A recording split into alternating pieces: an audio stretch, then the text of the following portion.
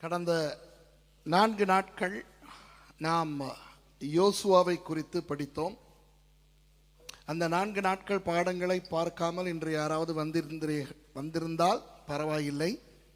ஆனால் பிறகு இதை ஒளிப்பதிவிலே பார்க்கிறவர்கள் இந்த பாடத்தை பார்ப்பதற்கு முன்பதாக முதல் 4 நாள் பாடங்களையும் நீங்கள் பார்க்கும்படியாய் நான் உங்களிடத்தில் கேட்டுக்கொள்கிறேன். இந்த பாடங்கள் உங்களுக்கு ஆசீர்வாதமாக இருக்கின்றதா? ஆமென். புதிய காரியங்கள், பல நுண்ணிய அற்புதமான காரியங்களை யோசுவாவின் வாழ்க்கையில இருந்து படித்து கொண்டு வருகிறோம். யோசுவா என்கின்ற வாலிபன் வெறும் 45 வயதில் அவர் மோசேக்கு அறிமுகமாகிறார். இஸ்ரவேல் ஜனங்களோடு அவர் எகிப்தை விட்டு புறப்பட்டு வருகிறார். ஆனால் அவர் ஏற்கனவே எகிப்திய இராணுவத்திலே பணியாற்றி இருக்கக்கூடியவர். நான் உங்களுக்கு தல்முட் பவிலியில இருந்து மெகில்லாவில இருந்து 14ஆம் வசனத்தில இருந்து வருகிற ஒரு சரித்திரத்தை சொன்னேன். அவர் அப்படி ஒரு பின்னணியை உடையவர். அவருடைய தந்தையின் பெயர் நூன். நூன் என்றால் பாம்பு. அப்போ அது ஒரு கெட்ட ஒரு பின்னணி, ஒரு துரோகியான ஒரு மனுஷனுக்கு மகனாய் பிறந்தவர். அப்போ இந்த விவரங்கள் உங்களுக்கு யாருக்கும் இப்பொழுது தெரியாவிட்டால் நீங்கள் இந்த பாடங்களை பார்த்தால் உங்களுக்கு அது புரியும். இந்த யோசுவா காலேபோடு சேர்ந்து தேசத்தை வேவு பார்க்க போய் வந்து நல்ல அறிக்கையை சமர்ப்பித்தார். அந்த தேசத்திலே எவ்வளவு பயங்கரமான மக்கள் இருந்தாலும் பரவாயில்லை, ஆண்டவர் தருவதாய் சொன்னால் நிச்சயமாய் தருவார் என்கின்ற அந்த விசுவாசம் யோசுவாவுக்கும் காலேபுக்கும் இருந்தது. நேற்று காலேபை குறித்த அரிய சில தகவல்களை நான் சொன்னேன். பிறகு நான் கேள்விப்பட்ட பொழுது நீங்கள் சிலர் என்னோடு பேசினதன் அடிப்படையில் நான் சந்தோஷம் அடைந்தேன். நீங்கள் நேற்று தான் தெரிந்து கொண்டீர்கள் காலேப் உண்மையாக ஒரு புறஜாதியாராய் இருந்தவர், ஜாதியாய் கேனீசியனாய் இருந்தவர். யார் கேனீசியர்கள் என்று நேற்று உங்களுக்கு விளங்கப்படுத்தினேன். ஆதியாகமம் 15ஆம் அதிகாரம் 19ஆம் வசனத்தில் வருகிற ஒரு கானானிய ஜனக்கூட்டம். ஆனால் அந்த கூட்டமும் எப்படி எகிப்துக்கு போயிருந்தார்கள். அவர்கள் எகிப்திலே அடிமைகளாய் வாழ்ந்தார்கள். அவர்கள் அப்படியே யூதர்களோடு இணைந்து கொண்டார்கள்.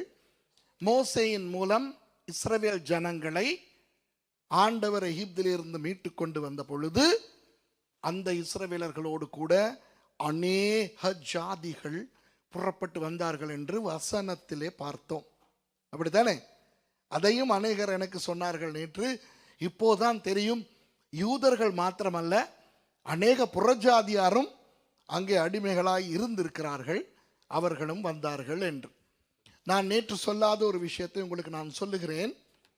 சில எகிப்தியர்களும் கூட இஸ்ரவேலர்களோடு வெளியே வந்தார்கள். அதற்கு நமக்கு சரித்திர ஆதாரங்கள் இருக்கின்றன. யார் என்றால் பார்வோனுடைய அந்த ஆட்சியை பிடிக்காதவர்கள். அந்த பார்வோன், உண்மையாக அந்த பார்வோன் ஒரு கொடுங்கோல் ஆட்சி பார்வோனாக இருந்திருக்கிறான். வந்த பார்வோன்கள் எல்லாருமே நல்ல ராஜாக்கள் அல்ல, சிலர் ரொம்ப கெட்டவர்கள். ஆகவே அந்த கொடுங்கோல் ஆட்சியில இருந்து வெளியே வர விரும்பின ஒரு சில எகிப்தியர்கள் கூட இந்த இஸ்ரவேலர்களோடு வெளியே வந்தார்கள் என்று நாம் சரித்திரத்திலே பார்க்கலாம். ஆனால் வேதத்திலே யாத்ராகமம் 12ஆம் அதிகாரம் 38வது வசனத்திலே நேற்று பார்த்தோம், இஸ்ரவேலர்கள் எகிப்தை விட்டு வெளியே வந்த பொழுது அநேக ஜாதிகள் அவர்களோடு வெளியே வந்தார்கள் என்று. அப்படித்தானே? நேற்று தான் அது நிறைய பேருக்கு தெரியும். நேற்று அநேகருக்கு நேற்று தான் தெரியும் காலேப் ஒரு புறஜாதியார் என்று. அத்தோடு இப்படி அநேக ஜாதிகள் எகிப்திலிருந்து வெளியே வந்தார்கள் என்று நேற்று தான் தெரியும் என்று சொன்னீர்கள். நல்லது. இப்போ அடையாளங்களை பற்றி பார்க்கும்போது நேற்று நான் சொன்னேன், வேதத்திலே அடையாளங்கள் இருக்கின்றன, டைப்பாலஜி. அடையாளங்கள் என்பன வார்த்தைகளால் வராத செயல்களால் காட்டப்படும் தீர்க்க தரிசனங்கள். நோவா எப்படி பேழையை கட்டினார், அந்த பேழை இயேசு கிறிஸ்துவுக்கு ஒரு அடையாளம். அந்த நோவாவின் காலத்திலே வந்த ஜலப்பிரளயம் வரப்போகிற நியாய தீர்ப்புக்கு அடையாளம். எப்படி நோவாவை நம்பினவர்கள், நோவாவின் பேழைக்குள்ளே பிரவேசித்தவர்கள் ஜல பிரளயத்துக்கு தப்பினார்களோ, அதே போல இயேசு எனும் பேழையை நம்பி இயேசுவுக்குள் பிரவேசிக்கின்றவர்கள் நியாய தீர்ப்பு எனும் ஜல பிரளயத்துக்கு தப்புவார்கள். இது ஒரு அடையாளம். அதுபோல ஆபிரகாம் பிதாவுக்கு அடையாளம், ஈசாக்கு குமாரனுக்கு அடையாளம். ஆபிரகாம் ஈசாக்கை பலி செலுத்த கொண்டு போனது இயேசுவை பிதாவானவர் சிலுவையிலே பலியாய் ஒப்பு கொடுத்ததற்கு அடையாளம் என்று. அதே போல நேற்று நான் உங்களுக்கு சொன்னேன், யோசுவாவும் காலேபும் கானான் தேசத்துக்குள்ளே பிரவேசித்தது யூதர்களும் புறஜாதிகளும் பரலோகத்துக்குள் பிரவேசிப்பதற்கு ஒரு அடையாளம் என்று. அத்தோடு இன்னும் ஒரு விஷயத்தை நான் உங்களுக்கு சொல்ல விரும்புகிறேன். நேற்று சாடையாக நான் அதை தொட்டேன், ஆனால் கூடுதலாக நான் அதை பற்றி பேசவில்லை. ஆண்டவர் முக்காலத்தையும் அறிந்தவர் என்றபடியினால் ஆண்டவர் சில அடையாளங்களை அழகாக முன்வைப்பார். அந்த சம்பவங்கள் நடந்த பிறகு கடந்த காலத்தை பார்த்தால், அடடா, இதையும் அல்லவா ஆண்டவர் அடையாளமாய் முன்பு வைத்திருந்தார் என்று சொல்லக்கூடியதாய் இருக்கும். அந்த வகையில் இஸ்ரவேல் ஒரு தேசமாய் அமைந்த பிறகு சவுல் அவர்களது முதல் ராஜாவாய் 40 வருடங்கள் அரசாண்டார். சவுலுக்கு பிறகு தாவீது 40 வருடங்கள் இஸ்ரவேலை அரசாண்டார். 7 வருடங்கள் எப்ரோனிலும் இதர 33 வருடங்கள் சமஸ்த இஸ்ரவேலருக்கும் ராஜாவாக தாவீது அரசாண்டார். தாவீதுக்கு பிறகு தாவீதின் குமாரனாகிய சாலமோன் 40 வருடங்கள் அரசாண்டார். ஆனால் சாலமோனுக்கு பிறகு தேசம் இரண்டாக பிரிந்தது. இரண்டாய் பிரிந்த அந்த தேசம் வடக்கு ராஜ்யம், தெற்கு ராஜ்யம் என்று பெயர் பெற்றது. வடக்கு ராஜ்யத்தை ஆட்சி செய்த முதல் ராஜாவினுடைய பெயர் யெரொபெயாம். அவன் எப்பிராயிம் கோத்திரத்தான். அப்போ யோசுவாவும் எப்பிராயிம் கோத்திரத்து ஒரு மனுஷர். தேசம் இரண்டாக பிரிந்த பிறகு வடக்கு ராஜ்யம் எப்பிராயிம் கோத்திரத்தாராலும் தெற்கு ராஜ்யம் யூதா கோத்திரத்தாராலும் ஆளப்படும் என்கின்ற அடையாளத்தையும் ஆண்டவர் யோசுவா காலேப் மூலமாய் காட்டுகிறார். யோசுவா எப்பிராயிம் கோத்திரம், காலேப் யூதா கோத்திரம். அப்போ எப்பிராயிம் கோத்திரமும் தலைவராக, யூதா கோத்திரமும் தலைவராக, அந்த இரண்டு தலைவர்களும் இஸ்ரவேல் ஜனங்களை கானான் தேசத்துக்குள்ளே கொண்டு போகிறார்கள். இது ஒரு பெரிய அற்புதம். அதாவது எகிப்திலிருந்து புறப்பட்ட வேறு யாருமே கானான் தேசத்துக்குள் போகவில்லை. போனவர்கள் 2 பேர் தான். ஒருவர் யோசுவா, அடுத்தவர் காலேபு. யோசுவாவுக்கு 85 வயது, காலேபுக்கும் கிட்டத்தட்ட 85-90 வயது. ஆனால் அந்த 2 பேர் தவிர யோர்தானை கடந்து கானான் தேசத்துக்குள் போனவர்கள் எல்லாருமே 40 வயதுக்கு குறைந்தவர்கள். புரிகிறதோ? அவர்கள் எல்லாரும் வனாந்திரத்திலே பிறந்தவர்கள். சரி, இப்போ ஒரு பயங்கரமான ஒரு சத்தியத்தை நான் உங்களுக்கு சொல்ல போகிறேன். எல்லாருக்கும் தெரிந்த ஒன்றுதான், இந்த வேதத்தில் இருக்கிற ஒன்றுதான். ஆனால் இதை நான் சொல்லும் பொழுது நீங்கள் இதற்கு முன்னே இதை கேள்விப்பட்டிராவிட்டால், நேற்று காலேபை பற்றி சொல்லும் பொழுது வாயை பிளந்தது போல நீங்கள் இதிலும் வாயை பிளப்பீர்கள்.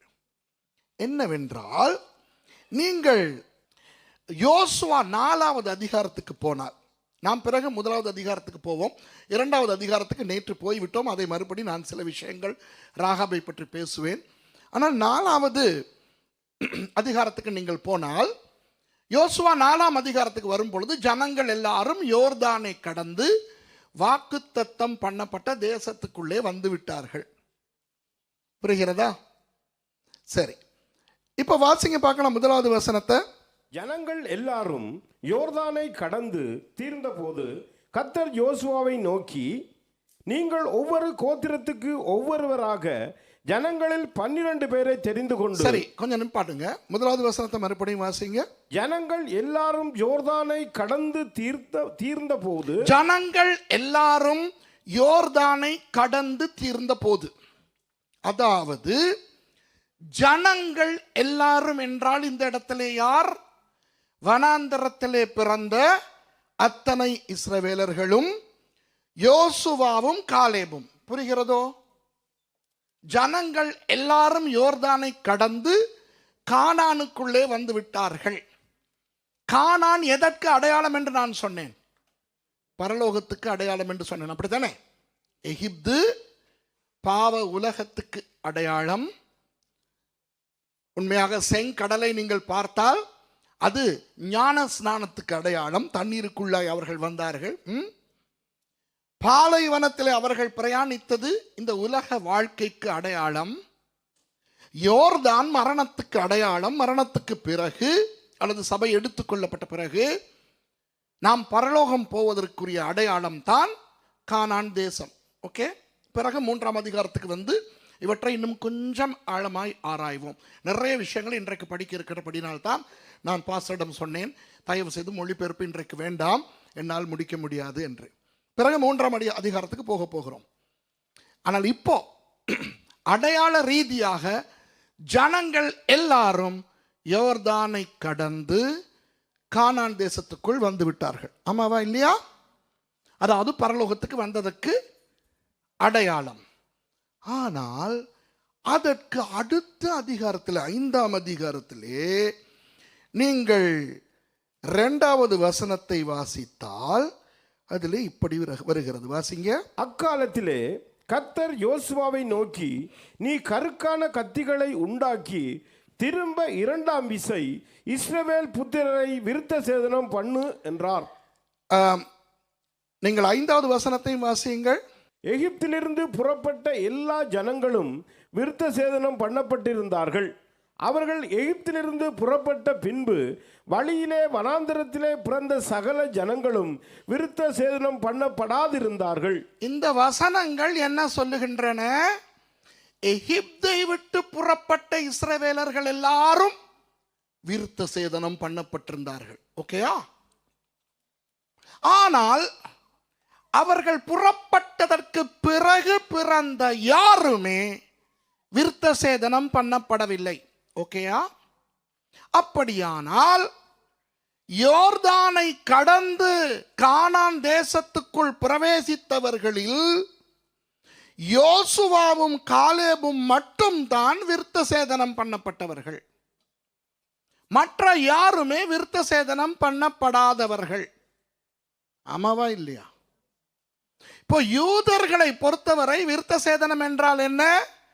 அதுதான் ஒரு யூதனை யூதனாய் ஆக்குகின்ற சடங்காச்சாரம். அதுதான் தேவனுடைய உடன்படிக்கைக்கு அடையாளம். ஆபிரகாம் காலம் முதல் ஆபிரகாமோடு தேவன் உடன்படிக்கை பண்ணி கொண்டதற்கு அடையாளமே விருத்த சேதனம் தான். நீங்கள் பழைய ஏற்பாட்டிலே அடிக்கடி பார்த்திருப்பீர்கள், யூதர்கள் விருத்த சேதனத்தை குறித்து பயங்கர பெருமையுடையவர்களாயிருந்தார்கள். ஆமாவா இல்லையா? புறஜாதியாரை அவர்கள் எப்படி நிந்திப்பார்கள்? விருத்த சேதனம் இல்லாதவர்கள் என்று. ஞாபகம் இருக்கிறதா? அந்த தாவீது கோலியாத்தை சந்தித்த பொழுது அவர் என்ன சொல்லுகிறார்? தாவீது, இந்த விருத்த சேதனம் இல்லாதவன் எப்படி எங்களை சாட முடியும்? இவன் எப்படி எங்களை திட்ட முடியும்? இவன் எப்படி எங்கள் தேவனை திட்ட முடியும்? ஆமாவா இல்லையா? அப்போ விருத்த சேதனம் தான் யூதர்களுக்கு மிக மிக முக்கியமானது. ஒரு பிள்ளை, ஆண் பிள்ளை பிறந்த 8ஆம் நாளிலேயே விருத்த சேதனம் செய்து விடுவார்கள். விருத்த சேதனம் செய்யாத பிள்ளை ஆசாரியனாய் வர முடியுமா? சொல்லுங்க. நான் கேட்பதற்கு நீங்கள் ஆம் இல்லை என்று சத்தமாய் பதில் சொல்ல வேண்டும். விருத்த சேதனம் இல்லாத ஒரு யூத ஆண் பிள்ளை யூத ஆண் பிள்ளை என்று கணக்கெடுக்கப்படுமா? இல்லை. விருத்த சேதனம் இல்லாத ஒரு ஆண் பிள்ளை பாஹ் மித்ஸ்வா என்று சொல்லுகின்ற அந்த நியாய பிரமாணத்தை வாசிக்க அதிகாரம் கொடுக்கப்படுமா? விருத்த சேதனம் இல்லாத ஒரு லேவியன் ஆண்டவருக்கு பலி செலுத்த முடியுமா? விருத்த சேதனம் இல்லாத ஒருவன் பிரதான ஆசாரியனாய் ஏற்படுத்தப்பட முடியுமா? விருத்த சேதனம் இல்லாத ஒருவன் கர்த்தருடைய உடன்படிக்கை பெட்டியை சுமக்க முடியுமா? விருத்த சேதனம் இல்லாத ஒரு கோஹாத்திய லேவியன் ஆசரிப்பு கூடாரத்தை சுமக்க முடியுமா? ஆனால் அவ்வளவும் நடந்தது. அவ்வளவும் நடந்தது. அதாவது அந்த எகிப்தை விட்டு புறப்பட்டவர்கள் எல்லாரும் செத்த பிறகு உடன்படிக்கை பெட்டியை சுமந்தவர்கள் விருத்த சேதனம் இல்லாதவர்கள். லேவியர்கள் விருத்த சேதனம் இல்லாதவர்கள். பிரதான ஆசாரியன் விருத்த சேதனம் இல்லாதவன். நியாய பிரமாணத்தை வாசித்தவன் விருத்த சேதனம் இல்லாதவன். யோசுவா 3ஆம் அதிகாரத்திலே உடன்படிக்கை பெட்டியை சுமந்து கொண்டு முன்னாலே நடங்கள் என்று யோசுவா கட்டளை கொடுக்க, அந்த உடன்படிக்கை பெட்டியை சுமந்து கொண்டு யோர்தான் நடுவிலே வந்து நின்ற லேவியர்கள் விருத்த சேதனம் இல்லாதவர்கள். விளங்குதா உங்களுக்கு? எப்படி ஏதோ ஆந்தை விழிப்பது போல விழித்து முழித்து பார்த்து கொண்டிருக்கிறீர்களே, இது எவ்வளவு ஒரு பயங்கரமான விடயம் என்று உங்களுக்கு தெரிகிறதா? அதாவது விருத்த சேதனம் இல்லாவிட்டால் அவனை யூதன் என்று யூதர்கள் கணக்கெடுப்பதே கிடையாது.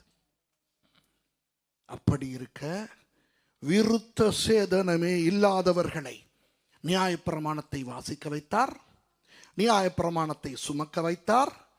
உடன்படிக்கை பெட்டியை சுமக்கின்ற கோஹாத்தியர் விருத்த சேதனம் பண்ணப்படாதவர்கள். புரியுதா?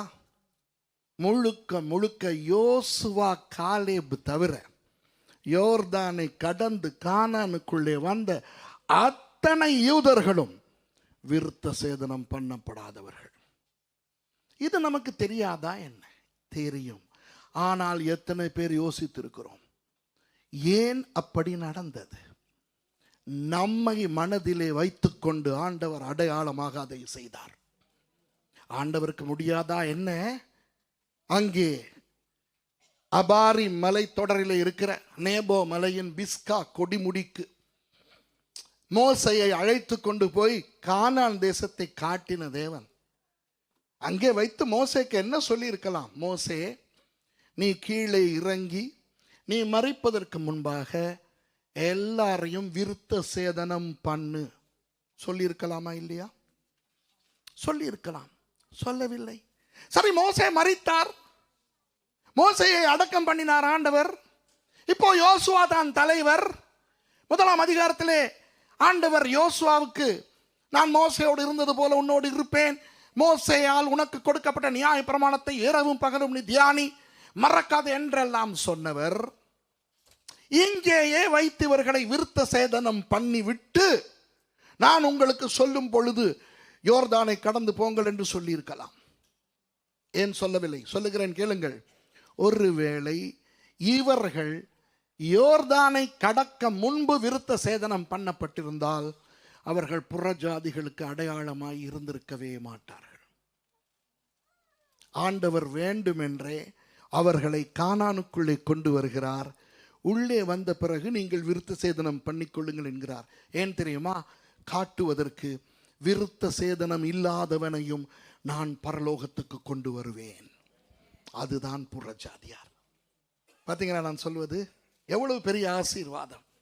அப்போ கிறிஸ்தவர்களுக்கு விருத்த சேதனம் தேவையா? தேவையில்லை.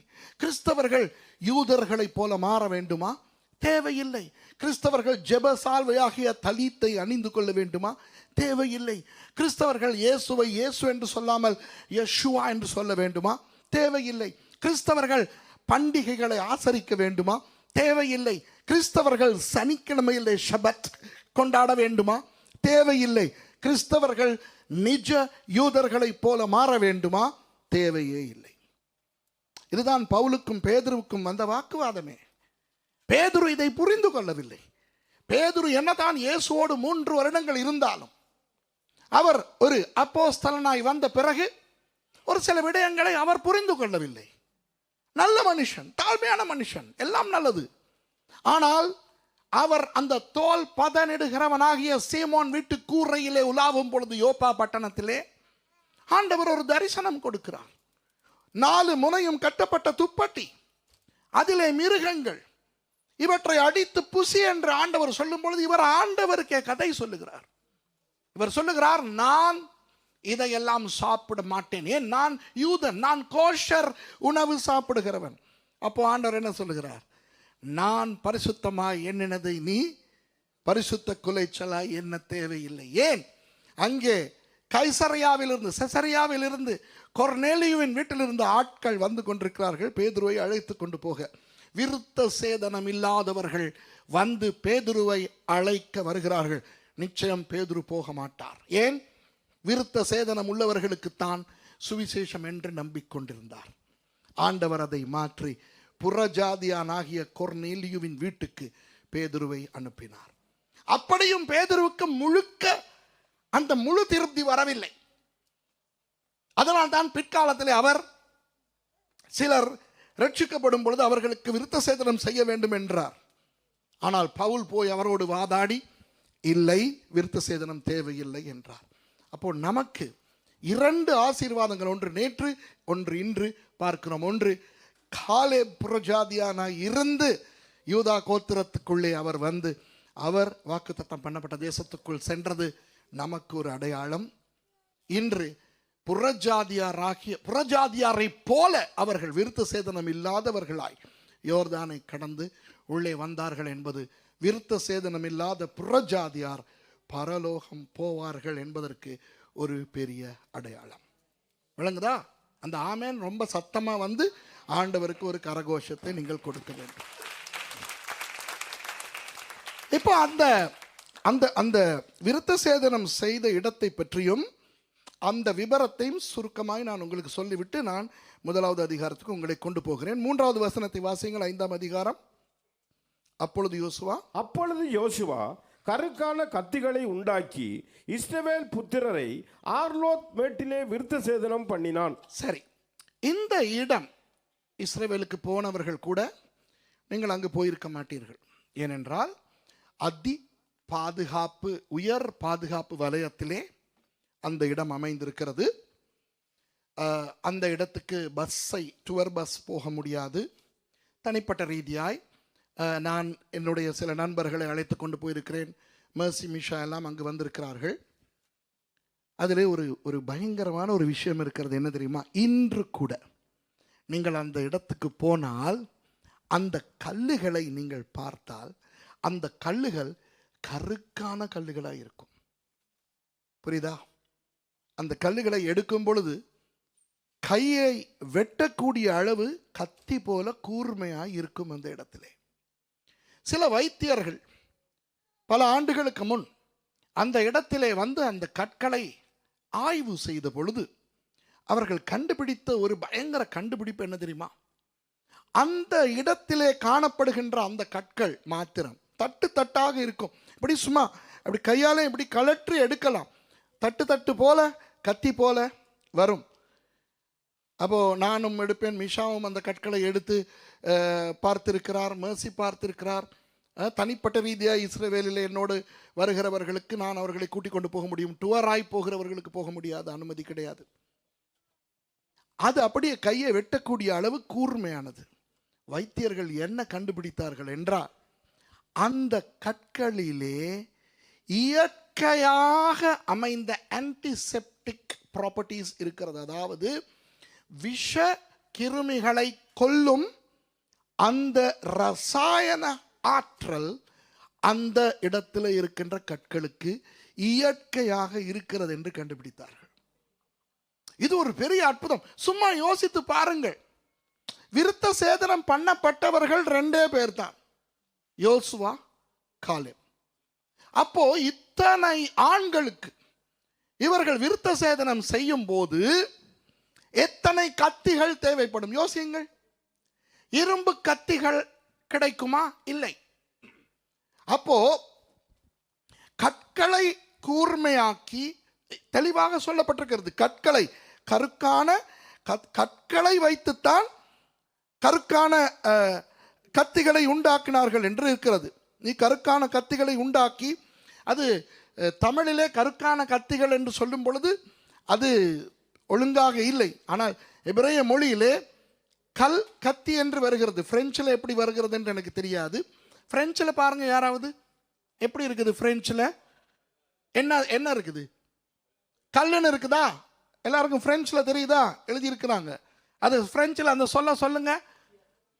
என்னது? பியர். பியர்னா கல்லோ? பார்த்தீங்களா? தமிழில் கருக்கான கத்தி என்று இருக்கிறது. ஆகவே அது இரும்பா இருக்கலாம், உலோகமாக இருக்கலாம். ஆனால் உண்மையாக எபிரேய மொழியிலே கல் கத்தி என்று இருக்கிறது. நல்ல நேரம் பிரெஞ்சிலே அப்படி போட்டிருக்கிறார்கள். இல்லாவிட்டால் நீங்கள் யோசிப்பீர்கள் நான் கதை விடுகிறேன் என்று. அந்த கற்களை எடுத்து இந்த யோசுவா வேண்டுமானால் தனக்கு உதவியாக காலேபை வைத்துக் கொள்ளலாம், வேறு யாரையும் வைத்துக் கொள்ள முடியாது. அப்போ இந்த கருக்கான கத்திகளை கற்களால் உண்டு பண்ணி விருத்த சேதனம் செய்யும் பொழுது ஒரு ஆள் லட்சக்கணக்கானோருக்கு விருத்த சேதனம் செய்யும் பொழுது ஒரு ஆளுக்கு ஒரு கத்தி வீதம் விருத்த சேதனம் செய்ய முடியுமா? முடியாது. ஒரு ஆளுக்கு விருத்த சேதனம் செய்துவிட்டு அடுத்த ஆளுக்கு விருத்த சேதனம் செய்ய வேண்டும். ஒரு மணி நேரத்தில் எத்தனை பேருக்கு விருத்த சேதனம் செய்ய முடியுமோ அத்தனை செய்ய வேண்டும். அப்போ ஒரு ஆளுக்கு வெட்டி அடுத்த ஆளுக்கு வெட்டி அடுத்த ஆளுக்கு வெட்டும் பொழுது நோய் கிருமிகள் இன்ஃபெக்ட் ஆகுமா ஆகாதா? யோசியுங்கள். எப்படி ஆண்டவர் அற்புதமான முறையிலே அந்த கற்களுக்கு இயற்கையாகவே விஷ முறிவு ரசாயனத்தை அந்த கற்களிலே உள்ளடக்கி இருக்கிறார். இன்றும் அந்த இடத்தில் இருக்கிற கற்கள் அப்படித்தான் இருக்கின்றன. விளங்குதா? அதற்கு பிறகு நீங்கள் வாசித்து பாருங்கள், அந்த இடத்துக்கு கில்கால் என்று பெயர் வைக்கிறார். கில்கால் என்றால் என்ன?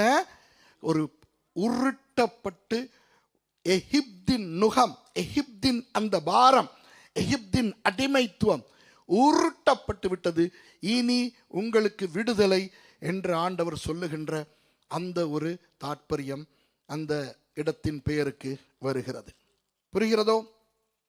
இப்போ இவர் எல்லாருக்கும் விருத்த சேதனம் செய்து விட்டார். இப்போ நான் யோசுவாவை பற்றி ஒரு ஒரு மனோ தத்துவ விடயத்தை நான் சொல்ல போகிறேன். யோசுவா ஒரு நல்ல தாழ்மையான மனிதர், பெரிய விசுவாசி, எல்லாம் நமக்கு தெரியும். என்றாலும் அவர் ஒரு சாதாரண மனிதன், அப்படித்தானே? இப்போ அவருக்கு கொஞ்சம் வயதும் அதிகமாய், இப்போ கிட்டத்தட்ட 85 வயது அவருக்கு. 85 வயது அவருக்கு. அவர் 110 வயதிலே இறக்கிறார். விளங்குதா? 25 வருடங்கள் அவர் தலைமைத்துவம் தாங்கினார் இஸ்ரவேலர்களுக்கு. 85 வயதில் இந்த பாரிய பொறுப்பு அவருக்கு கிடைத்த பொழுது எந்த ஒரு ஆழமான மன அழுத்தம் அவருக்கு இருந்திருக்கும்? யோசித்து பாருங்கள். பயங்கரமான மன அழுத்தம் அவருக்கு இருந்திருக்குமா இருக்காதா? என்னதான் ஆண்டவர் அவரோடு இருந்தாலும் ஒரு பெரிய பொறுப்பு வந்தவுடன் அந்த பொறுப்போடு சேர்ந்த அந்த மன பாரம் வரும் அல்லவா? இந்த மன பாரத்தோடு அவர் 3ஆம் அதிகாரத்தில் நடந்த சம்பவங்களை அவர் செய்கிறார். பிறகு அதற்கு வருவோம். இப்போ இந்த பக்கத்துக்கு அவர்களை கொண்டு வந்தாகி விட்டது. வந்தவுடன் தான் ஆண்டவர் சொல்லுகிறார், இப்போ எல்லாரையும் விருத்த சேதனம் பண்ணு என்று.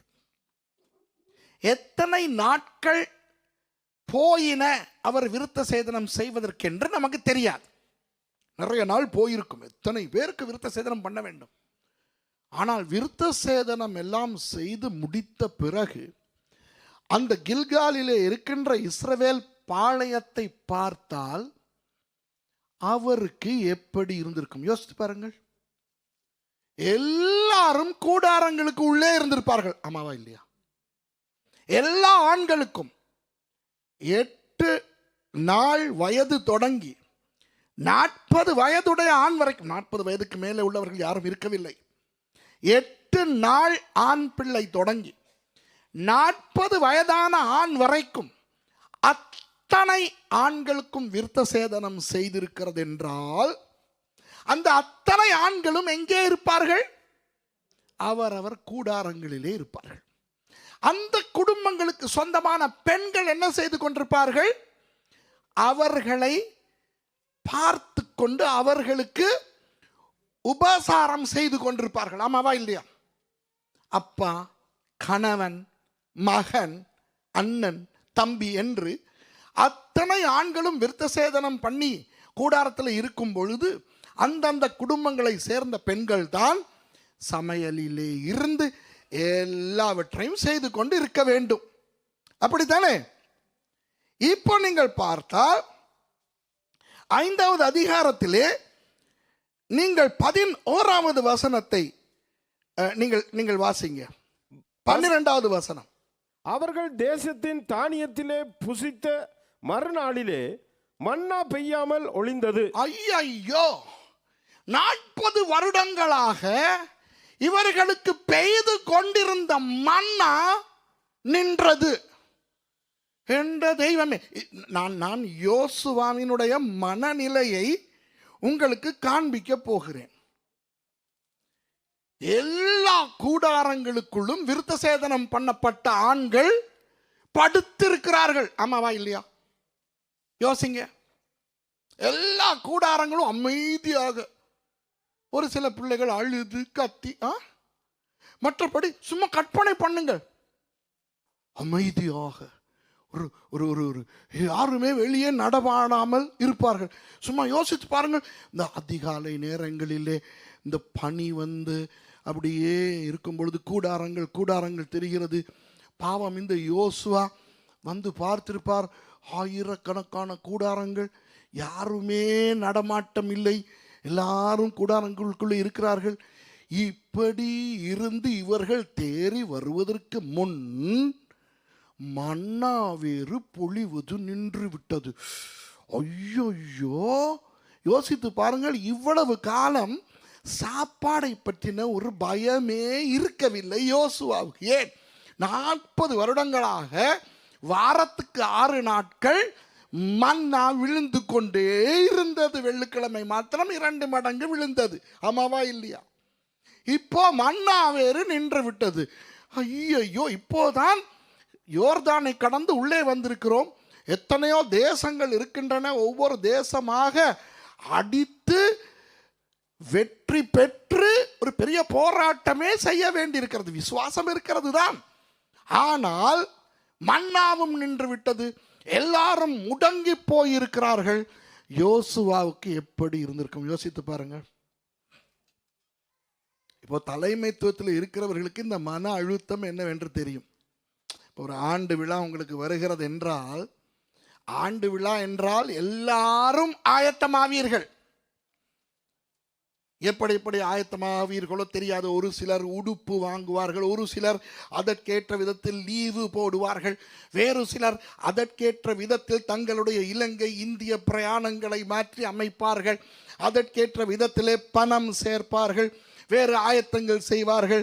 இசை வாசிக்கிறவர்கள் ஆயத்தம் பண்ணுவார்கள், ஹால் புக் செய்ய வேண்டும், அப்புறம் விளம்பரம் செய்ய வேண்டும், வெளி ஊழியர்களை அழைக்க வேண்டும். எத்தனை ஆயத்தங்கள் இருக்கின்றன, உண்டா இல்லையா? ஆனால் அந்த தலைமைத்துவத்தில் இருக்கிறவருக்கு எவ்வளவு அழுத்தம் இருக்கும் யோசித்து பாருங்கள். சாதாரண விசுவாசிகளே ஒரு வித அழுத்தத்துக்குள்ளே வந்து விடுவீர்கள். இப்போ ஆகஸ்ட் மாதம் ஆண்டு விழா என்றால் ஜூன் ஜூலையே உங்கள் பாரங்கள் தொடங்கிவிடும். ஆமாவா இல்லையா? இப்போ ஊழியத்தில் இருக்கின்ற மற்றவர்கள், இந்த சாப்பாட்டுக்கு பொறுப்பாக இருக்கிறவர்கள், இசைக்கு பொறுப்பாக இருக்கிறவர்கள், ஹால் புக் செய்ய, விளம்பரம் பண்ண, வீடியோ, அது இது, இவர்கள் எல்லாரும் அவரவர் தங்கள் பாரங்களை அனுபவிக்க ஆரம்பிப்பார்கள். ஆனால் இவை எல்லாவற்றையும் நடத்தும் அந்த தலைவருக்கு எவ்வளவு மன அழுத்தம் இருக்கும் யோசிங்க.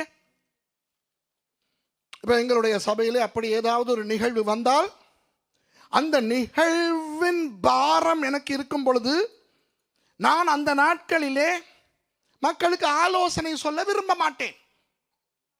வீடுகளுக்கு போய் மக்களை சந்திக்க விரும்ப மாட்டேன். யாரும் என்னை வந்து சந்திப்பதற்கு அனுமதி கொடுக்க விரும்ப மாட்டேன். ஏன்? நிறைய வேலை, நிறைய பாரம். ஏன் தெரியுமா?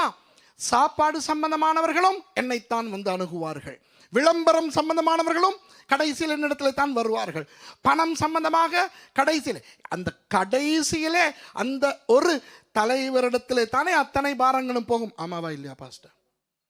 பயங்கர மன அழுத்தம் உங்களுக்கு இருக்குமா இருக்காது? சும்மா யோசிங்க. என்ன ஏற்றுக்கொள்றீங்களா? நாளைக்கு விருஷெட்டியோன் ஆண்டு விழா, எத்தனையோ பேர் ஆயத்தங்கள் செய்தாலும் உங்களுக்குரிய அந்த பாரம் இருக்குதா இல்லையா? யோசுவாவை கற்பனை செய்து பாருங்கள்.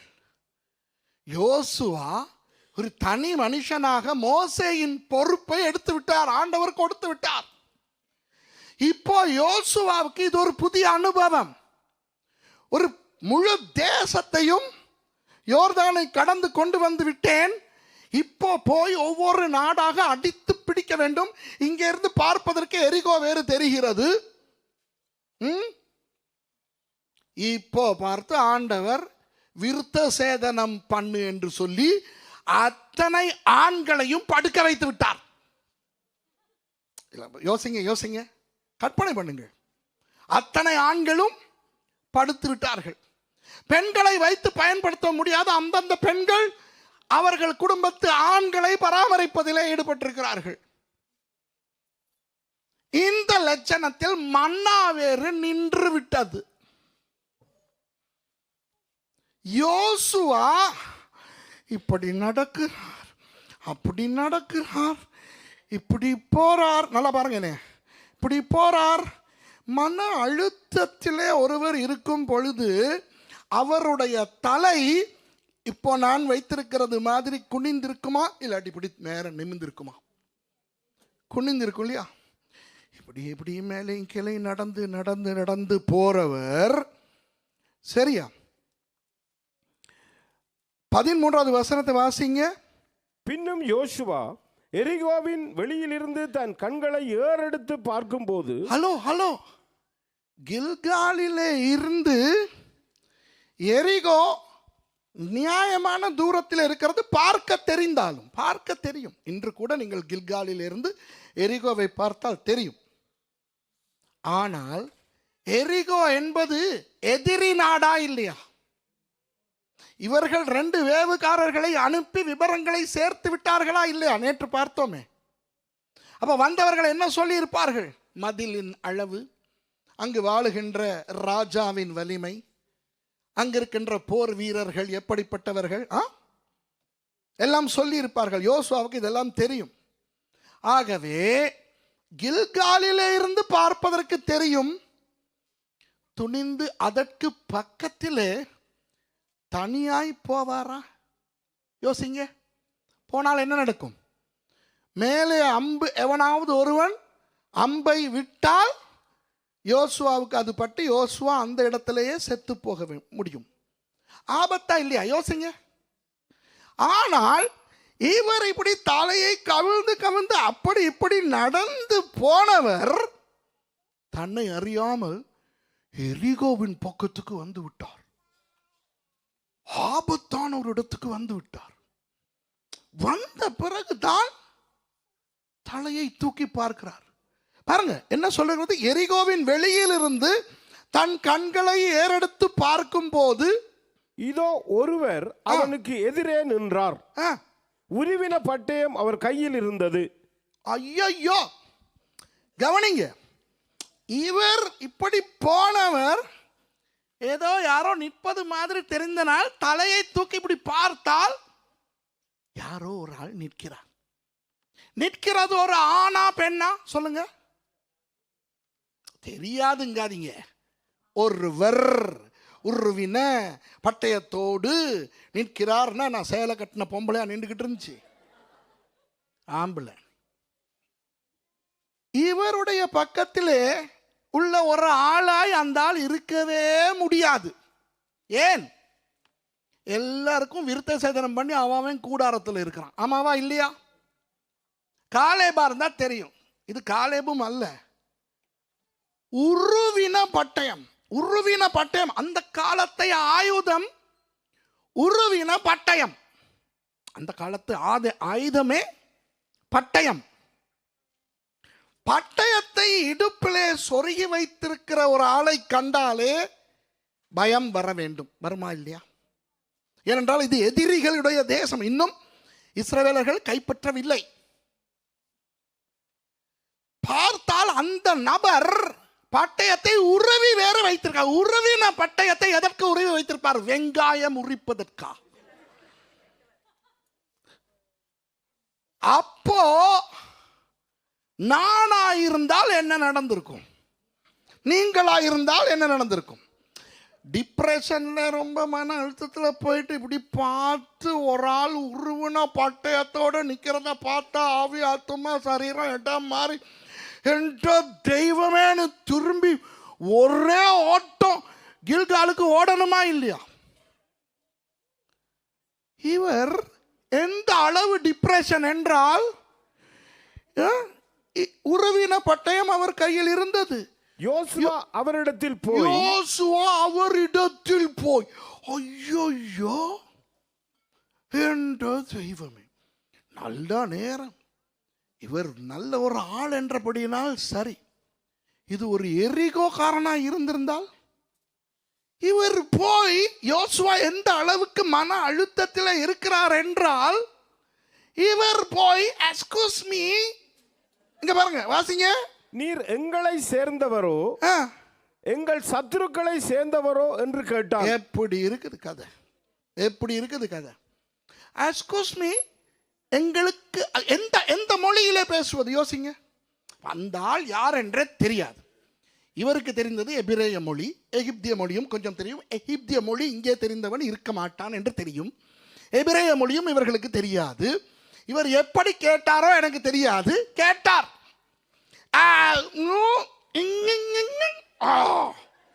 எங்க பக்கமா எதிரி எப்படி கேட்டார்னு தெரியாது, கேட்கிறார். இதை சும்மா வாசிக்கும் போது நீங்கள் வாசிக்கிறீர்கள். நான் வாசிக்கும் போது எனக்கு கவலையாய் இருக்கிறது. இந்த மனுஷன் எவ்வளவு ஒரு மன அழுத்தத்தில் இருந்திருக்கிறார் என்று பாருங்கள். சும்மா யோசிங்க. கிறிஸ்தவர்களை எல்லாம் அடிக்கிறார்களாம், கிறிஸ்தவர்களை எல்லாம் கொல்லுகிறார்களாம். அப்போ இங்கே வந்து எல்லாரும் ஒளிந்து கொண்டிருக்கிறோம். திடீரென நீங்கள் யாராவது காற்று வாங்குவதற்கு இந்த கதவை திறந்து வெளியாலே நடக்கிறீர்கள். அப்போ அங்கே பாதையிலே ஒரு உருவின துப்பாக்கியை வைத்துக்கொண்டு ஒருவன் நிற்கிறான்.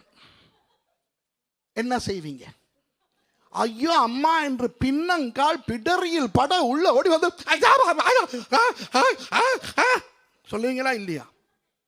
நீங்க அந்த ஆள்கிட்ட போய் போன்ஷு மிஷு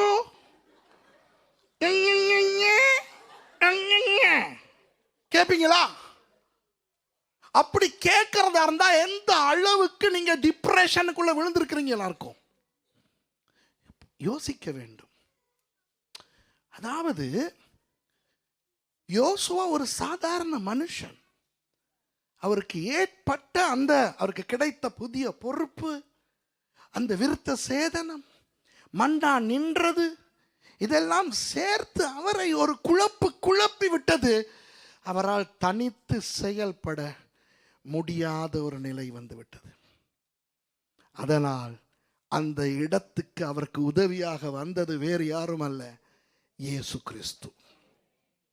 இது கிறிஸ்டோபனி என்று வேத அறிஞர்களால் சொல்லப்படுகிற ஒரு விடயம். பாருங்கள், அவர் என்ன சொல்லுகிறார்? அதற்கு அவர் அல்ல என்கிறார். என்ன சொல்லுகிறார்? அல்ல. லோ என்றால் என்ன? நீ கேட்ட கேள்வி பிள்ளை தம்பி. நீ என்ன கேட்கிறாய்? நான் உன் பக்கமா அல்லது நான் எதிரிகள் பக்கமா என்று கேட்கிறாய். கிடையவே கிடையாது. இது என்னுடைய யுத்தம், நீங்கள் தான் என் பக்கம். விளங்குதா? கேள்வியே பிழை. அன்பானவர்களே, நமது தேவன் நம் பக்கமா என்பது கேள்வியே அல்ல. நாம் தான் தேவன் பக்கம். நம்முடைய பிரச்சனைகள் நம்முடைய பிரச்சனைகளே அல்ல, அது அவருடைய பிரச்சனை. நம்முடைய ஊழியமே அல்ல, அது அவருடைய ஊழியம். நம்முடைய சபையே அல்ல, அவருடைய சபை. நாம் நம்முடையவர்களே அல்ல, அவருடையவர்கள். ஆகவே நாம் தான் அவர் பக்கத்திலே இருக்கிறோம். உங்களுடைய சரீரம் இருக்கிறதே, அது கூட உங்களுடைய சரீரம் அல்ல, அதுவும் அவருடைய சரீரம். உங்கள் சரீரத்திலே ஒரு வியாதி இருந்தால் அது உங்கள் பிரச்சனை அல்ல, அது அவர் பிரச்சனை. உங்களுக்கு பண தேவை இருந்தால் அது உங்கள் பிரச்சனை அல்ல, அது அவர் பிரச்சனை. உங்களுக்கு ஒரு அற்புதம் தேவை என்றால் அது தேவை உங்களுக்கு அல்ல, அவருக்கு. ஆகவே அவர் பக்கத்திலே நாம் இருந்து அவருடைய வசனத்தின்படி வாழ்ந்தால் அவர் அவருடைய தேவைகளை நிறைவேற்றுவார். விளங்குதா உங்களுக்கு? அதனால் தான் சபையை பற்றி பேசும் பொழுது இயேசு சொல்லுகிறார், என் சபையை நானே கட்டுவேன், என் சபையை நான் கட்டுவேன், பாதாளத்தின் வாசல்கள் அதை மேற்கொள்வதில்லை. அல்ல யோசுவா, அல்ல. இப்போ அவர் சொல்லுகிறார், நான் கர்த்தருடைய சேனையின் அதிபதியாய் இப்பொழுது வந்தேன். அதாவது உண்மையாக கர்த்தரின் சேனையின் அதிபதி யார்? மீகாவேல். ஆமாவா இல்லையா? மீகாவேல். ஆனால் இப்பொழுது என்ற சொல் அங்கே வருகிறது பாருங்கள். இப்பொழுது தற்காலிகமாக நான் மீகாவேலை அனுப்பாமல் நானே வந்தேன். ஏனென்றால் நீ மன அழுத்தத்திலே இருக்கிறாய். உனக்கு மீகாவேலின் உதவி சரி வராது, நானே வர வேண்டும் என்றுதான் இயேசுவே வந்தார். இதிலிருந்து என்ன தெரிகிறது என்றால், நமக்கு பாரிய பொறுப்புகளை கர்த்தர் கொடுத்தால் நம்மால் தாங்க முடியாது என்கின்ற ஒரு சூழ்நிலைக்கு வரும்போதும் அவர் நமது உதவிக்கு வருவார். நம்மை திகைக்க விட மாட்டார். திகையாதே, கலங்காதே என்று அவர் சொல்லுகிறார். ஆகவே அவர் சொல்லுகிறார், நான் இப்பொழுது கர்த்தருடைய சேனையின் அதிபதியாய் வந்தேன். அப்பொழுது யோசுவா தரையிலே முகங்குப்புற விழுந்து பணிந்து கொண்டு அவரை நோக்கி, என் ஆண்டவர் தனது அடியேனுக்கு சொல்லுகிறது என்னவென்று கேட்டான். அதற்கு பிறகு நீங்கள் பார்க்கலாம், அவர்கள் எரிகோவிலே போய் எரிகோவை கைப்பற்றுகின்ற விதத்தை ஆண்டவர் சொல்லுகிறார். அந்த எரிகோவை கைப்பற்றுகின்ற விதத்தை நான் உங்களுக்கு விளக்கப்படுத்தி விடுகிறேன். அப்புறம் நாம் சொன்னது போல 1வது அதிகாரத்துக்கு மறுபடி நாம் போகலாம். எரிகோ மதில் இருக்கிறதே, அந்த எரிகோ மதில் ஆராய்ச்சியாளர்கள் கண்டுபிடித்திருக்கிறார்கள் 26 அடி உயரமாய் இருந்திருக்கிறது. 26 அடி. புரிகிறதா? ஏற்கனவே மேட்டிலே தான் அவர்கள் அதை கட்டி வைத்திருந்தார்கள். அந்த மதிலை, அந்த மேடே ஒரு 6-7 அடி இருக்கும். அதற்கும் மேலே 26 அடி என்றால் சாதாரணமாக ஒரு மனுஷனால் அதிலே ஏற முடியாத அளவு அது உயரம்.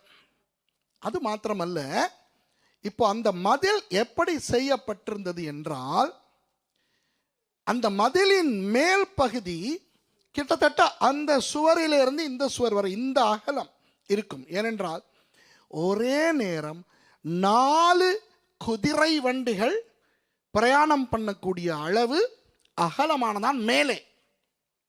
இப்போ யோசித்து பாருங்க, இப்போ இந்த இந்த இந்த அகலம் இருந்தால் 4 குதிரை வண்டிகள் பிரயாணம் பண்ணலாம். 26 அடி உயரம். ஏற்கனவே 6-7 அடி மேட்டிலே இருந்து 26 அடி உயரம். அதிலே கீழ்ப்பகுதி ரொம்ப அகலமாக இருக்கும், மேல் பகுதி 4 ரதங்கள் பிரயாணம் பண்ணக்கூடிய அளவு அகலமாய் இருக்கும். ஆனால் அவர்கள் எப்படி கட்டியிருந்தார்கள் என்றால், ஒருவேளை பூமி அதிர்ச்சி ஏதாவது வந்து அந்த மதில் இடிந்து உடைந்து விழுந்தால், இப்போ இன்று மியான்மாரிலே ஒரு பெரிய பூமி அதிர்ச்சி வந்தது. எத்தனை பேர் நியூஸ் பார்த்தீங்க? மியான்மாரிலே 7.7 அளவு பூமி அதிர்ச்சி வந்து கட்டடங்கள் எல்லாம் விழுகின்றன. பேங்காக்கிலே கூட ஒரு பெரிய கட்டடம், கட்டப்பட்டு கொண்டு வந்த கட்டடம் அப்படியே இடிந்து விழுந்து விட்டது. பூமி அதிர்ச்சி வந்தால் இடிந்து விழ முடியும். அப்படி இடிந்து ஒருவேளை இந்த எரிகோ மதில் விழுந்தால் உள்புறமாய் விழாமல் வெளிப்புறமாய் விழும் விதத்திலே சரித்து கட்டியிருந்தார்கள். புரிகிறதோ? இப்போ நான் மதில் மேலே நிற்கிறேன் என்று வைத்துக் கொள்ளுங்கள். இப்படி அந்த மதிலுக்கு அந்த சுவர் இருக்கும், தடுக்கி விழாமல் இருக்க. ஆனால் நான் அந்த எல்லையிலே, அந்த ஓரத்திலே வந்து இப்படி பார்த்தால் எனக்கு மதில் தெரியாது. ஏன்? அந்த மதில் உள் பக்கத்துக்கு இப்படி கட்டப்பட்டிருக்கும். அதனால் இஸ்ரவேல் ஜனங்கள் 7 நாட்கள் அந்த எரிகோ மதிலை சுற்றி வந்த பொழுது அந்த மதில் மேல் இருந்த அந்த இராணுவ வீரர்களுக்கோ யாருக்கோ கீழே இவர்கள் நடந்தது தெரியாது, பார்க்க தெரியாது. சும்மா மதிலாய் இருந்திருந்தால் அவர்கள் அம்பு எய்ய முடியும், கற்களை வீச முடியும், இவர்களை கொல்ல முடியும். ஆனால் கீழே என்ன நடக்கிறது என்று தெரியாத அளவுக்கு சரித்து கட்டப்பட்டிருந்தது. 7ஆம் நாள் 7 தரம் இவர்கள் சுற்றி வந்த பிறகு காலம் ஊதி ஆண்டவரை இவர்கள் துதிக்கும் பொழுது அற்புத விதமாக அந்த மதில் உள்புறமாய் விழுந்தது. வெளிப்புறமாய் விழுந்திருந்தால் அவர்கள் மேலே விழுந்திருக்கும். ஆனால் உள்புறமாய் விழுந்தபடியினால் தான் எரிகோ வாசிகள் குழம்பி போனார்கள், திகைத்தார்கள், ஆடி போனார்கள். இவர்களால் முடிந்தது அவர்களை போய் அடித்து நொறுக்கி வெற்றி கொள்வதற்கு. புரிகிறதா? இப்படி ஆண்டவர் அற்புதமான முறையிலே அந்த எரிகோவை ஜெயிப்பதற்கு இஸ்ரவேலர்களுக்கு உதவி செய்தார். சரியா? அதற்கு பிறகு உங்களுக்கு தெரியும், கொஞ்சம் கொஞ்சமாக யோசுவாவின் தலைமையில் அவர்கள் ஒவ்வொரு கானானிய தேசங்களாக பிடித்தார்கள். 31 ராஜாக்களை தோற்கடித்தார்கள். 64 தேசங்களை, குட்டி குட்டி தேசங்களை கைப்பற்றினார்கள். அந்த கானான் தேசத்தை சீலோ என்கின்ற இடத்திலே வைத்து யோசுவா எல்லா கோத்திரங்களுக்கும் பிரித்து கொடுக்கிறார். சரியோ? சரி, இப்போ நாம் யோசுவா 1வது அதிகாரத்துக்கு வருவோம். அங்கே எப்படி இவ்வளவு ஒரு பெரிய பொறுப்பை ஆண்டவர் யோசுவாவுக்கு கொடுக்கிறார் என்று நாம் வாசிக்க போகிறோம். யோசுவா 1வது அதிகாரம் 1வது வசனம் வாசிங்க. கர்த்தருடைய தாசனாகிய மோசே மரித்த பின்பு கர்த்தர் மோசேயின் ஊழியக்காரனான நூனின் குமாரன் யோசுவாவை நோக்கி, என் தாசனாகிய மோசே மரித்து போனான்.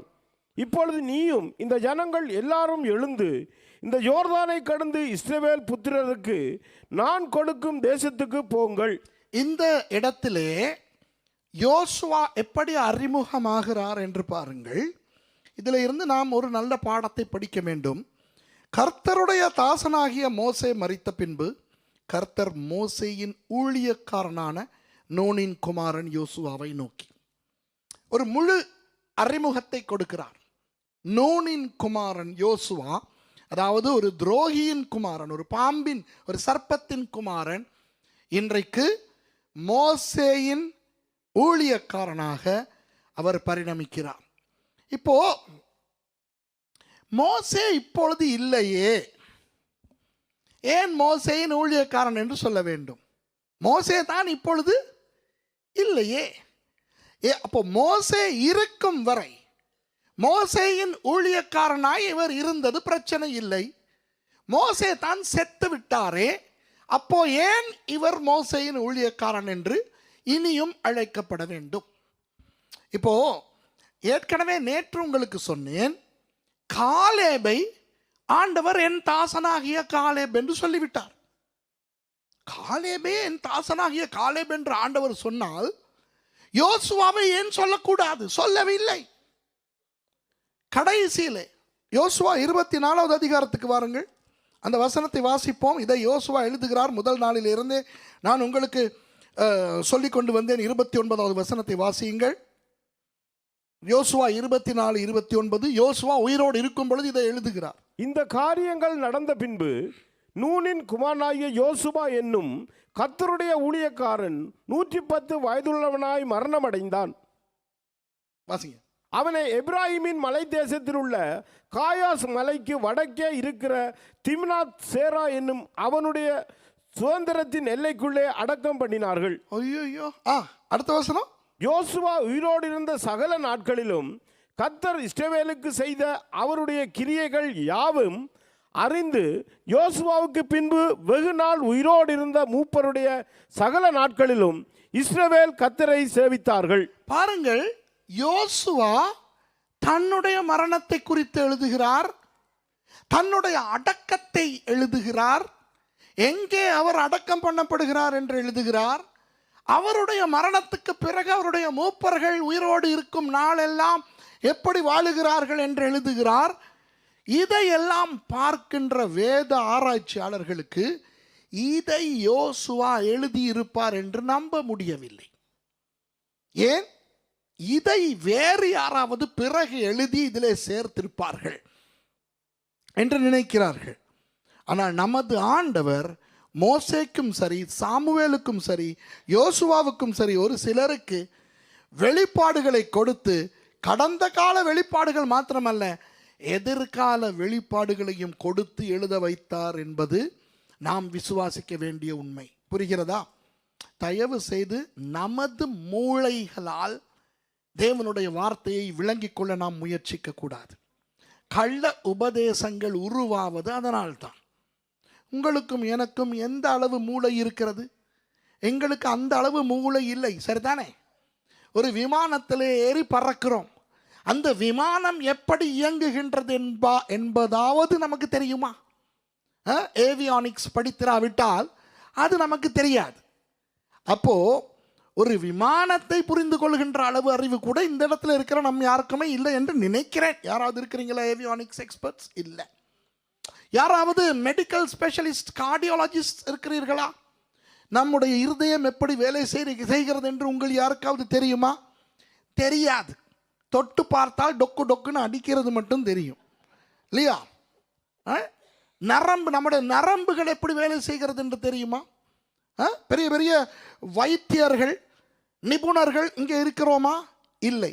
அப்போ நமக்கு இந்த உலகத்தில் இருக்கிற எத்தனையோ விஷயங்கள் தெரியாத பொழுது இந்த மகத்துவமான ஆவிக்குரிய புத்தகத்தை நமது மூளைகளால் விளங்கிக் கொள்ள முடியுமா?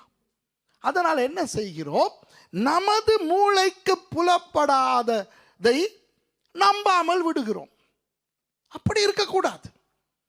தேவன் யோசுவாவுக்கு தீர்க்க தரிசனமாக வெளிப்படுத்தி யோசுவாவே இதை எழுதுகிறார். தனது மரணத்துக்கு பிறகு தன்னை கர்த்தருடைய ஊழியக்காரன் என்று கர்த்தர் எழுத வைக்கிறதை இவர் எழுதி வைத்து விட்டு இருக்கிறார். பாருங்கள், அப்போ இவருக்கு தெரிகிறது, நான் உயிரோடு இருக்கும் நாளெல்லாம் என்னை கர்த்தருடைய ஊழியக்காரர் என்று ஆண்டவர் அழைக்கவே இல்லை. என்ன ஒரு தாழ்மை என்று பாருங்கள். விளங்குதா உங்களுக்கு? இன்றைக்கு நிறைய ஊழியக்காரர்கள் இப்படி இல்லை. சில நாடுகளில் உங்களுக்கு தெரியுமா, சில நாடுகள், நான் நாட்டையே சொல்லுகிறேன், மலேசியாவிலே என்னிடத்தில் சொன்னார்கள், சில பாஸ்டர்மார் நீங்கள் பாஸ்டர் என்று சொன்னால் கோபப்படுகிறார்களாம். நான் பாஸ்டர் அல்ல, ரெவரன். உண்மையாக சொல்றாங்க. எனக்கு போன ஜனவரியில் சொன்னாங்க. எனக்கு விளங்குதா? ஒருவர் சொன்னார் எனக்கு, பாஸ்டர், அவரிடத்துல ரெவரண்ட் என்று நான் அழைப்புதலில் போட்டிருந்தேன், அவர் கல்யாணத்துக்கே வரவில்லை என்று. ஏன்? அவர் பிஷப். உண்மையாக சொல்கிறேன் நான். இது ஒளிப்பதிவு செய்யப்படுகிறது. ஒருவேளை அவர்கள் பார்க்கிறார்களாயும் இருக்கும். விளங்குதா? ஒரு பிஷப்பை ரெவரண்ட் என்று சொன்னால் பிஷப்புக்கு கோபம் வருகிறதாம். ரெவரண்டை பாஸ்டர் என்று சொன்னால் அவருக்கு கோபம் வருகிறதாம். பாஸ்டரை பிரதர் என்று சொன்னால் அவருக்கு கோபம் வருகிறது. விளங்குதா? ஒரு பாஸ்டர் பிரதர் அப்படின்னா பிரதரா?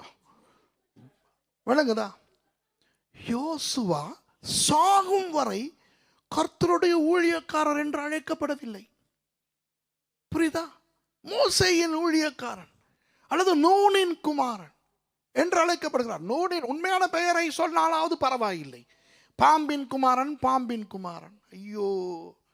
அப்போ முதலாவது அதிகாரத்திலே மோசே மரித்த பின்பு கர்த்தர் மோசேயின் ஊழியக்காரனாகிய நூனின் குமாரனுக்கு சொல்லுகிறார், என் தாசனாகிய மோசே மரித்து போனான், இப்பொழுது நீயும் இந்த ஜனங்களும் எழுந்து நீங்கள் நான் இஸ்ரவேலுக்கு கொடுக்கும் தேசத்துக்குள் போங்கள். 3வது வசனத்தை பாருங்க. நான் மோசேக்கு சொன்னபடி உங்கள் காலடி மிதிக்கும் எவ்விடத்தையும் உங்களுக்கு கொடுத்தேன். அதாவது யோசுவா, நான் இந்த தேசத்தை எப்படி கொடுப்பேன் என்றால், நான் மோசேக்கு வாக்கு கொடுத்திருக்கிறேனே அதன்படி நான் கொடுப்பேன். எவ்வளவு கொடுப்பதாய் நான் மோசேக்கு சொல்லி இருக்கிறேனோ அவ்வளவை நான் உனக்கு கொடுப்பேன். ஏன் தெரியுமா? தரிசனம் மோசேயினுடையது. விளங்குதா உங்களுக்கு? தரிசனம் மோசேயினுடையது. இலங்கையிலே சில அருமையான வேதாகம கல்லூரிகள் இருக்கின்றன. இன்று அந்த வேதாகம கல்லூரிகளை பார்த்தால் இரத்த கண்ணீர் வடிக்க வேண்டிய நிலை இருக்கிறது. ஏனென்றால் அந்த வேதாகம கல்லூரிகள் இப்பொழுது வெறும் கல்வி மையங்களாக இயங்க ஆரம்பித்திருக்கின்றன. எனக்கு இலங்கையை பற்றி தெரிந்தபடினால் நான் சொல்லுகிறேன். ஆனால் அந்த வேதாகம கல்லூரியை தொடங்கினவர்கள் என்ன ஒரு தரிசனத்தில் தொடங்கினார்கள் தெரியுமா? ஊழியக்காரர்களை உருவாக்க தொடங்கினார்கள். ஊழியக்காரர்களை உருவாக்குவதற்கு அந்த கல்லூரிகள் தொடங்கப்பட்டன. இன்றைக்கு அந்த கல்லூரிகளில் இருந்து வெளியே வருகிறவர்கள் யார் தெரியுமா? பட்டதாரிகள், கல்விமான்கள், ஊழியக்காரர்கள் அல்ல. ஏன்? தரிசனத்தை இழந்து விட்டார்கள். ஒரு சில ஊழியக்காரர்கள் 20ஆம் நூற்றாண்டிலே இலங்கையிலே தொடங்கிய சில ஊழியங்களை நீங்கள் பார்த்தால் அந்த ஊழியங்கள் தரிசனத்தோடு தொடங்கப்பட்ட ஊழியங்கள். இன்றைக்கு அந்த ஊழியங்கள் எப்படி நடைபெறுகின்றன என்றால், நிறுவனங்கள், அமைப்புகள், சங்கங்கள் இப்படி நடைபெறுகின்றன. பாருங்கள், நான் மவுண்ட் கார்மெல் தியாலஜிக்கல் காலேஜை ஏன் தொடங்கினேன்? ஒரு தரிசனத்தோடு ஆண்டவர் என்னை அனுப்பினார். 29 வருடங்களுக்கு முன்பு ஒரு தரிசனத்தோடு இலங்கைக்கு நான் போனேன். அந்த தரிசனத்தை நான் உருவாக்கும் எனது உதவி ஊழியக்காரர்களுக்கு புகுத்த வேண்டும். நான் இல்லாத காலத்தில் நான் தான் இல்லையே ஒழிய தரிசனம் அழியாது. ஆமாவா இல்லையா? தரிசனம் அழியுமா? என் தரிசனமானால் அழியும். அது கர்த்தர் கொடுத்த தரிசனமாயிருந்தால் அது அழியாது. அப்போ நான் உருவாக்குகின்றவர்கள், என்னுடைய உதவி ஊழியர்கள் என்னை அல்ல, அந்த தரிசனத்தை பிடித்தவர்களாய் அவர்கள் வாழ வேண்டும். ஆனால் என்ன நடக்கிறது இன்றைக்கு? அந்த தரிசனம் கிடைத்த அந்த ஆள் இல்லாமல் போனவுடன் அவர் அந்த தரிசனத்தை பிடித்து கொள்ள முடியாமல் சங்கங்களாக, இயக்கங்களாக, நிறுவனங்களாக, கல்வி மையங்களாக இவற்றை கொண்டு நடத்துகிறார்கள்.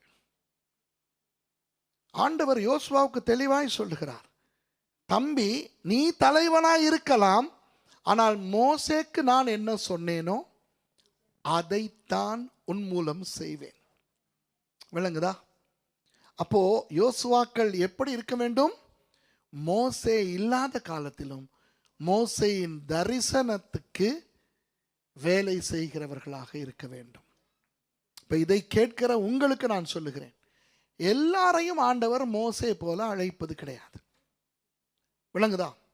அப்போ நீங்கள் இருக்கிற உங்கள் சபை, நீங்கள் ஊழியம் செய்கிற உங்கள் ஊழியங்கள் எப்படி தொடங்கப்பட்டன, எந்த தரிசனத்தோடு தொடங்கப்பட்டது என்று அந்த தரிசனத்தை பிடித்துக் கொள்ளுங்கள்.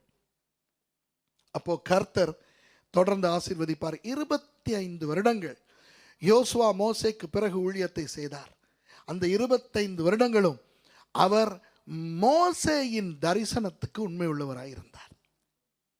அதுதான் அவருடைய ரகசியம். நீங்கள் 8வது 9வது வசனங்களை வாசித்தால் அங்கே பாருங்கள், வாசிங்க. 7வது வசனத்திலிருந்து வாசிங்கள் 9வது வசனம் வரை. என் தாசனாகிய மோசே உனக்கு கற்பித்த நியாய பிரமாணத்தின் படியெல்லாம் செய்ய கவனமாய் இருக்க மாத்திரம் மிகவும் பலன் கொண்டு திடமனதாயிரு. நீ போகும் இடமெல்லாம் புத்திமானாய் நடந்து கொள்ளும்படிக்கு அதை விட்டு வலது இடது புறம் விலகாதிருப்பாயாக. இந்த நியாயப்பிரமாண புத்தகம் உன் வாயை விட்டு பிரியாதிருப்பதாக. இதில் எழுதியிருக்கிறவளின்படியெல்லாம் நீ செய்ய கவனமாய் இருக்கும்படி இரவும் பகலும் அதை தியானித்து கொண்டிருப்பாயாக.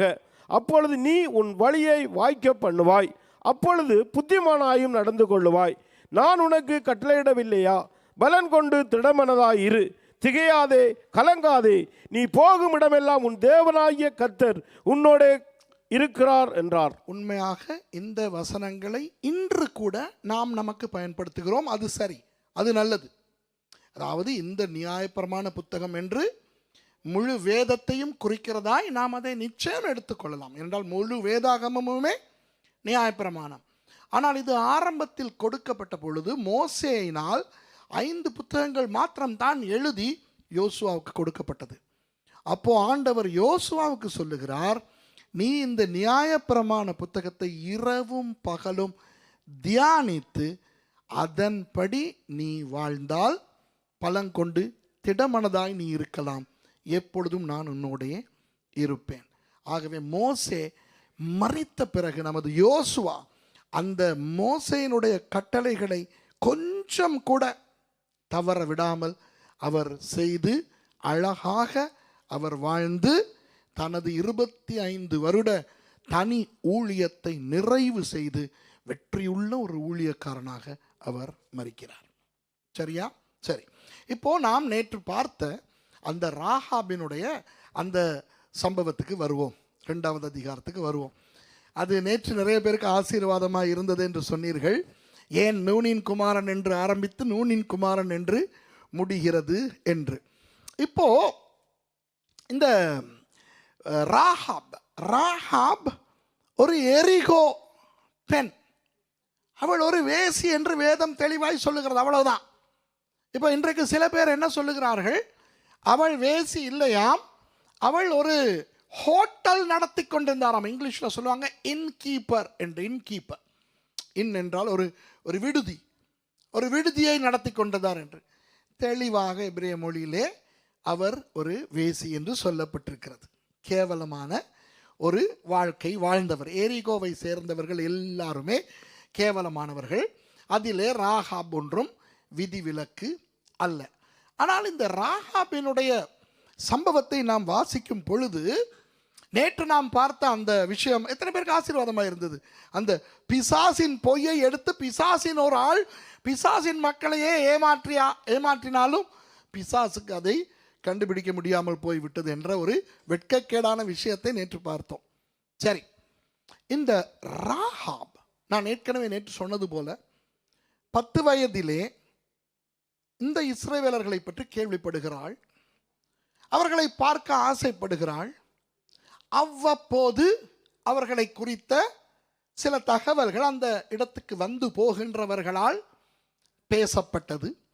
அப்போ அவளுக்கு கொஞ்சம் கொஞ்சம் கொஞ்சம் அந்த இஸ்ரவேலர்கள் மேலே ஒரு ஆசை, அவர்களை பார்க்க வேண்டும் என்ற ஒரு ஆவல், ஒரு ஆசை வந்தது. கடைசியில் இப்பொழுது அவளுக்கு 50 வயதாகும் பொழுது அந்த 2 வேவுக்காரர்கள் எரிகோவுக்குள்ளே வந்து இவளுடைய வீட்டுக்கே வந்து ஒளிந்து கொள்ளுகிறார்கள். இவள் அவர்களை ஒழிக்கிறாள் என்று பார்த்தோம். இப்போ அந்த 2வது அதிகாரத்தில் நீங்கள் பார்க்கும் பொழுது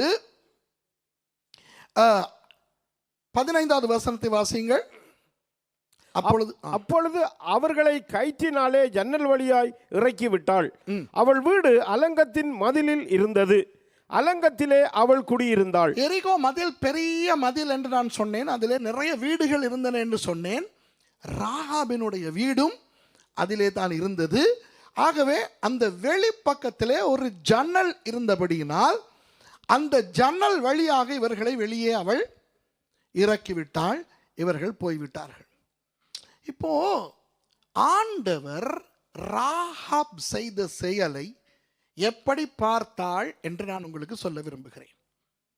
ஆண்டவர் ஆபிரகாமுக்கு சொல்லுகிறார். இப்போ வாசிக்க நேரம் கிடையாது, நேரம் போகிறபடினால் நான் விரைவாய் சொல்ல விரும்புகிறேன். ஆதியாகமம் 12:3 ஆண்டவர் இப்படி சொல்லுகிறார், உன்னை ஆசீர்வதிக்கிறவர்களை ஆசீர்வதிப்பேன், உன்னை சபிக்கிறவனை சபிப்பேன். அப்போ ஆபிரகாமை ஆசீர்வதிக்கிறவர்கள் என்றால் ஆபிரகாமின் சந்ததியாகிய இஸ்ரவேலையும் ஆசீர்வதிக்கிறார்கள், அப்படித்தானே? ஆண்டவர், நன்றாய் கவனிங்கள், இது கிறிஸ்தவர்களுக்கு மிகவும் தேவையான ஒன்று. நான் ஏற்கனவே இதெல்லாம் நான் பேசின விடயங்கள், ஆனால் இந்த பாடத்திலே இதை நான் மறுபடி ஞாபகப்படுத்த விரும்புகிறேன். ஒரு சிலருக்கு இது ரொம்ப புதிதாய் இருக்கலாம். ஆண்டவர் ஆபிரகாமுக்கு ஆதியாகமம் 12:3 அந்த வாக்கு தத்தத்தை கொடுக்கும் பொழுது கால எல்லையை நிர்ணயித்து பேசவில்லை. ஆபிரகாமே, இயேசு வருவார், மேசியா வருவார், அதுவரையில் என்று ஆண்டவர் சொல்லவில்லை. ஆண்டவர் மொட்டையாக சொல்லுகிறார், உன்னை ஆசீர்வதிக்கிறவர்களை ஆசீர்வதிப்பேன், உன்னை சபிக்கிறவனை சபிப்பேன் என்று. அப்போ ஆபிரகாமின் சந்ததியை இஸ்ரவேலர்களை, ஒழுங்காய் வந்தவர்களை, அதாவது ஆபிரகாமுக்கும் சாராளுக்கும் பிறந்த ஈசாக்கின் வம்சத்தில் வந்தவர்களாக இருக்க வேண்டும். ஈசாக்குக்கும் பிறகு யாக்கோபின் வம்சத்திலே வந்தவர்களாக இருக்க வேண்டும். இஸ்மவேல் வம்சங்களாக இருக்க முடியாது, ஏசாவின் வம்சமாக இருக்கவும் முடியாது. அந்த மாதிரியானவர்களை ஆசீர்வதிக்கிறவர்களை ஆண்டவர் ஆசீர்வதிப்பேன் என்று சொல்லுகிறார். இந்த ராகாப் தெரிந்தோ தெரியாமலோ தன்னுடைய ஆர்வத்தினால் இஸ்ரவேலை ஆசீர்வதித்து விட்டாள். உண்டா இல்லையா? 2 பேரை அவள் பாதுகாத்து விட்டாள். உடனே ஆண்டவர் என்ன செய்கிறார்? அவளுக்கு பல ஆசீர்வாதங்களை கொடுக்கிறார். ராகாபுக்கு என்ன விதமான ஆசீர்வாதங்களை ஆண்டவர் கொடுத்தார் என்று பாருங்கள். முதலாவது, ராகாபுக்கும் அவள் குடும்பத்தாருக்கும் உயிர் பிச்சை கொடுக்கிறார். எரிகோவினர் எல்லாரும் கொல்லப்படுகிறார்கள். ஆனால் ராகாபுக்கும் அவள் குடும்பத்துக்கும் மாத்திரம் உயிர் பிச்சை கிடைக்கிறது. முதலாவது ஆசீர்வாதம். 2வது ஆசீர்வாதம், அந்த ராகாப் என்பவள் ஒரு வேசி. ஒரு வேசிக்கு மறுவாழ்வு கிடைக்குமா? கிடைக்காது. அதுவும் இவள் ஒரு வாலிப வேசி அல்ல. 50 வயது என்றால் காலம் கடந்தவள். இப்போ ஒரு 20-25 வேசியா இருந்தாலும் எவனாவது அப்படிப்பட்ட ஒரு வேசியை கல்யாணம் கட்டுவானா? நீங்கள் சொல்லலாம், ஏன் ஓசியா? அது ஆண்டவர் ஒரு காரணத்துக்காக கோமேரை போய் கல்யாணம் கட்டு என்று சொன்னார், அது வேறு. ஆனால் இயற்கையாக பார்த்தால் ஒரு வாலிப வேசிக்கு கூட ஒருவனும் வாழ்க்கை கொடுக்க மாட்டான். அந்த அளவு தியாகிகள் உலகத்திலே கிடையாது. இவள் 50 வயது, சரித்திரம் சொல்லுகிறது. அப்போ இப்படிப்பட்டவளை எவனாவது கல்யாணம் கட்டுவானா? ஆனால் ஆண்டவர் அவளுக்கு ஒரு வாழ்க்கையை கொடுத்து அவளுக்கு ஒரு மறுவாழ்வு கொடுக்கிறார். முதலாவது ஆசீர்வாதம், அவளுக்கும் அவள் குடும்பத்துக்கும் உயிர் பிச்சை கொடுக்கிறார். 2வது, அவளுக்கு ஒரு மறுவாழ்வு கொடுக்கிறார். 3வது, அந்த மறுவாழ்வு சும்மா ஒரு ஆளை கொடுக்கவில்லை. கவனிங்கள், நான் ஒரு விஷயத்தை சொல்லுகிறேன். சாதாரண விசுவாசிகளுக்கு இது தேவையில்லை என்றால், உங்களுக்கு இது தேவையில்லை என்றால் விட்டுவிடுங்கள். ஆனால் நான் ஏற்கனவே முதலாம் நாள் சொன்னது போல, பேராசிரியர்கள் இதை பார்க்கிறார்கள், நல்ல சரித்திரம் தெரிந்தவர்கள் இதை பார்க்கிறார்கள், அநேக புத்தகங்களை வாசிக்கிறவர்கள் இதை பார்க்கிறார்கள். அவர்களுக்காக நான் ஒன்று சொல்லுகிறேன். யூத ரபிமார் சில பேர் சில தவறான உபதேசங்களை உபதேசித்துக் கொண்டு வருகிறார்கள். இப்போ கிறிஸ்தவர்களிலும் கள்ள உபதேசகர்கள் இல்லையா? அதுபோல யூத ரபிக்கள் சிலரும் கள்ள உபதேசங்கள் பண்ணுகிறார்கள். அதிலே ஒரு உபதேசம், தாவீதினுடைய அம்மா ஒரு மோவாபிய பெண், ஈசாய் ஒரு கள்ள மனைவியை, ஒரு கள்ள பெண்ணை வைத்திருந்தால் அவளுக்கும் அவருக்கும் பிறந்தவன் தான் தாவீது என்று ஒரு கள்ள உபதேசம். அது நமக்கு இங்கே தேவையில்லை, நான் சும்மா சொல்லுகிறேன். அதே போல இன்னும் ஒரு யூத ரபி கள்ள கூட்டம் உபதேசிக்கிறது, யோசுவா தானாம் ராகாபை திருமணம் செய்தார். புரியுதா? யோசுவா ராகாபை திருமணம் செய்ததாக. ஒரு வேளை நீங்கள் அந்த மாதிரி ஏதாவது கேள்விப்பட்டால் தயவு செய்து அதை நம்ப வேண்டாம். ஏனென்று சொல்லுங்கள், யூதர்களுக்கு பிரிட் ஹடாசா, அதாவது புதிய ஏற்பாடு இல்லை. நமக்கு புதிய ஏற்பாடு இருக்கிறதா இல்லையா? புதிய ஏற்பாடு நமக்கு சொல்லுகிறது ராகாபினுடைய கணவன் யார் என்று. மத்தேயு 1:5 வாசியுங்கள். மத்தேயு 1:5. சல்மோன் போவாசை ராகாபினிடத்தில் பெற்றான். அவ்வளவுதான். சல்மோன் போவாசை யாரிடத்தில் பெற்றான்? ராகாபினிடத்தில். அப்போ புதிய ஏற்பாடு நமக்கு சொல்லுகிறது ராகாபின் கணவன் யோசுவா அல்ல, சல்மோன். இப்போ யார் அந்த சல்மோன் என்று சொல்லுகிறேன்? சல்மோன் யூதா கோத்திரத்தை சேர்ந்தவர். வாவ்! சல்மோன் எலிமெலேக்கினுடைய ஒரு அண்ணன் சரித்திரத்தின்படி.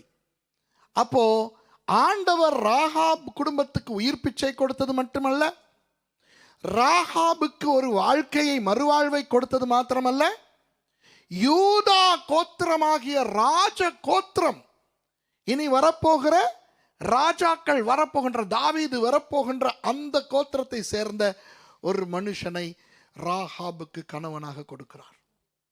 விளங்குதா? அந்த ராகாபினுடைய மகன் தான் போவாஸ். போவாஸை உங்களுக்கெல்லாம் தெரியும் அல்லவா? ரூத்தை திருமணம் செய்தவர். அந்த போவாசுக்கும் ரூத்துக்கும் பிறந்த பிள்ளை தான் யார்? ஓபேத். அந்த ஓபேத் யாருடைய அப்பா? ஈசாயினுடைய அப்பா. ஈசா யார்? தாவீதின் அப்பா. அப்போ ஆண்டவர் ராகாபுக்கு கொடுத்த ஆசீர்வாதம் சும்மா ஒரு மறுவாழ்வு அல்ல, யூதா கோத்திரத்து கணவன். அதுவும் சும்மா யூதா கோத்திரத்து கணவன் அல்ல, தாவீதின் வம்சத்தில் ஒரு தாயாக மாற்றினார். அது மாத்திரமல்ல, தாவீதின் வழிவந்த இயேசுவுக்கே ஒரு மூதாதையராக ராகாப் இருக்கின்ற ஒரு பெரிய ஆசீர்வாதத்தை கொடுத்தார். இது எல்லாம் போதாதென்று ஆண்டவர் புதிய ஏற்பாட்டின் முதல் பக்கத்திலேயே ராகாபினுடைய பெயரை போட்டிருக்கிறார்.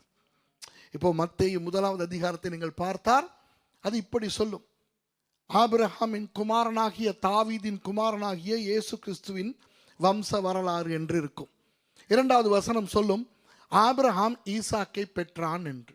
ஆபிரகாம் ஈசாக்கை சாராள் இடத்தில் பெற்றான் என்று வராது. ஈசாக்கு யாக்கோபை பெற்றான் என்று வரும். ஈசாக்கு யாக்கோபை ரெபேக்காள் இடத்தில் பெற்றான் என்று வராது.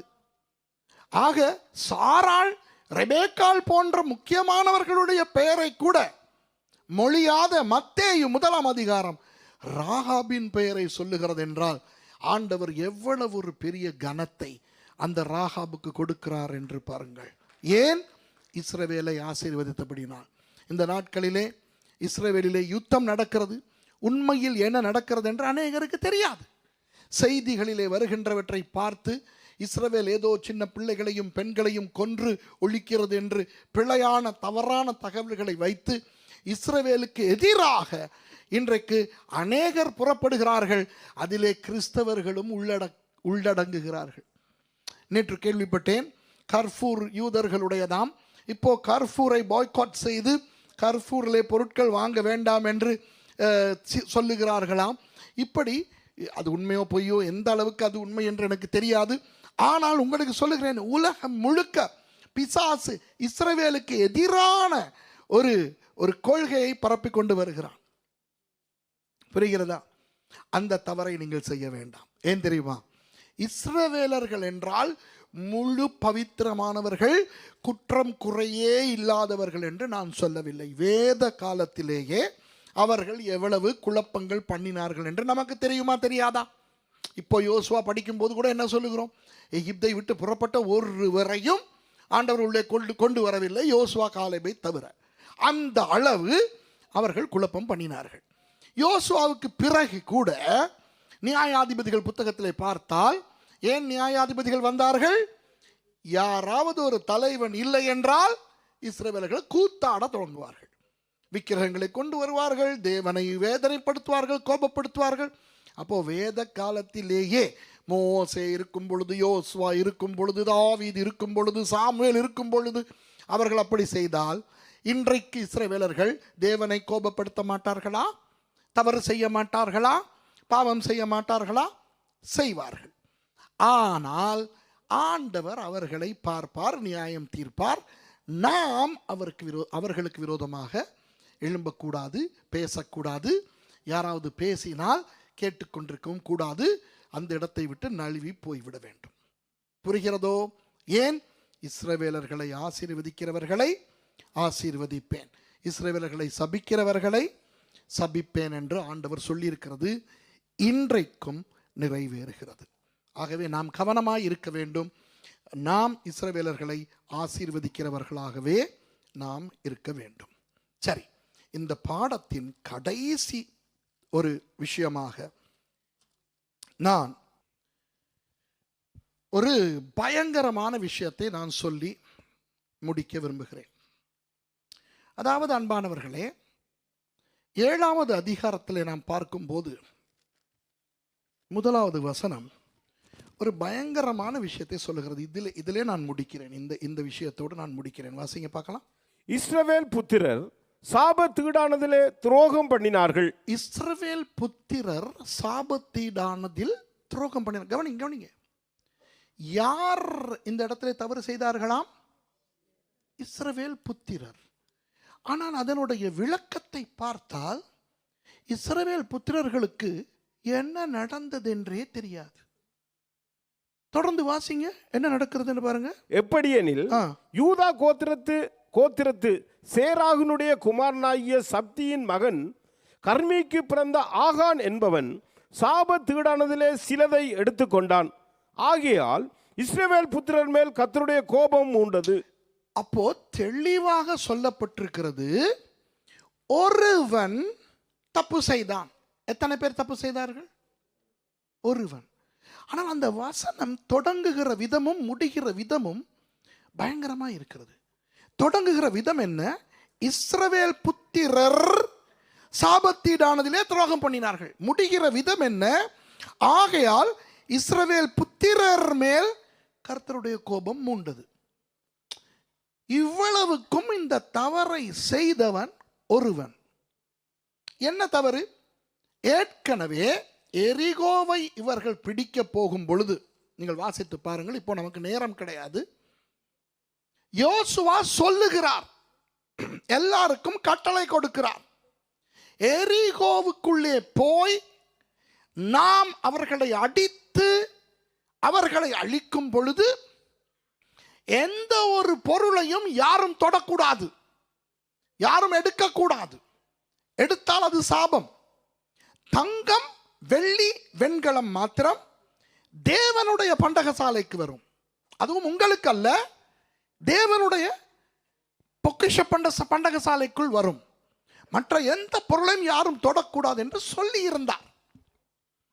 இப்போ இவர்கள் எரிகோவை பிடித்து விட்டார்கள். சந்தோஷமாய் இவர்கள் நிம்மதியாய் வந்து ஓய்வு எடுக்கிறார்கள். அடுத்து ஆய் என்கின்ற ஒரு பட்டணம். அப்போ யோசுவா ஆய் பட்டணத்துக்கு ஆள் அனுப்பி பார்த்து வர அனுப்புகிறார். அவர்கள் வந்து சொல்லுகிறார்கள், ஐயா, நாங்கள் எல்லாரும் போக தேவையில்லை. ஏன்? அது குட்டி இடம், எரிகோ போல பெரிய இடமே கிடையாது. வெறும் 3000 பேர் போனாலே போதும் என்று 3000 பேர் போகிறார்கள். ஆனால் போனால் ஆய் பட்டணத்தை வெல்ல முடியவில்லை. அவர்கள் இவர்களை அடித்து துரத்தி இவர்களில் 36 பேர் செத்து போய் விடுகிறார்கள். பாவம், ஏனென்று தெரியாமல் 36 பேர் செத்து போனார்கள். அவர்கள் வந்து யோசுவாவினிடத்தில் சொல்லுகிறார்கள், ஐயோ, நாய் அடி பேய் அடி அடித்து எங்களை துரத்தி விட்டார்கள் அவர்கள் என்று. யோசுவாவுக்கு கவலை வந்து விட்டது, என்னடா இது? அப்புறம் பார்த்தால் ஆண்டவர் நீங்கள் வாசித்து பாருங்கள், காண்பிக்கிறார், இந்த ஆகான் என்பவன் அந்த எரிகோவில் இருந்து பாபிலோனிய துப்பட்டியையும் இன்னும் சில பொக்கிஷங்களையும் களவெடுத்து தனது கூடாரத்து நடுவிலே குழி தோண்டி புதைத்து விட்டான். அவனுடைய குடும்பத்தாருக்கு இது தெரிஞ்சிருக்கும். ஆனால் பாவம், அவர்கள் என்ன செய்வார்கள்? இவன் குடும்ப தலைவன் தவறு செய்யும் பொழுது அவர்களுக்கு எதிர்க்க முடியாமல் இருந்திருக்கும். அவர்களுக்கு ஒரு வேளை தெரியாமல் இருந்திருக்கலாம், அல்லது தெரிந்தும் ஒன்றும் செய்ய முடியாமல் இருந்திருக்கலாம், அது நமக்கு தெரியாது. ஆனால் ஆண்டவர் என்ன சொல்லுகிறார்? இஸ்ரவேல் புத்திரர் சாபத்தீடானதிலே ஈடுபட்டார்கள், அவர்கள் மேல் கோபம் வந்தது என்று. இந்த ஆகானுடைய ஆவி இன்றைக்கு சபைகளிலே கிரியை செய்கிறது. அவனுடைய ஆவி அல்ல, அவன் செத்து போய் அவனுடைய ஆவி அல்ல. ஆனால் அன்று ஆகானை தவறு செய்ய தூண்டிய அந்த ஆவி இன்று சபைகளை நாசம் பண்ணுகிறது. ஏன் என்று சொல்லுகிறேன், கேளுங்கள். நாம் ஆவிக்குரிய இஸ்ரவேலர்கள் என்றால் நமக்கும் இது பொருந்தலாம் தானே? இப்போ புதிய ஏற்பாட்டிலே ஆண்டவர் அப்படி இல்லை என்று நீங்கள் சொன்னால், அப்போஸ்தலர் 5ஆம் அதிகாரம் பழைய ஏற்பாட்டிலா இருக்கிறது. அனனியா சப்பீராள் என்பவர்கள் பழைய ஏற்பாட்டை சேர்ந்தவர்களா? புதிய ஏற்பாட்டை சேர்ந்தவர்கள் அல்லவா? அவர்கள் புதிய கிறிஸ்தவர்கள் அல்லவா? சபை தொடங்கப்பட்டு ஆரம்ப காலத்தில் தானே அவர்கள் இருவரும் தவறு செய்தார்கள். ஆனால் சபை நடுவிலே அனனியா செத்து விழவில்லையா?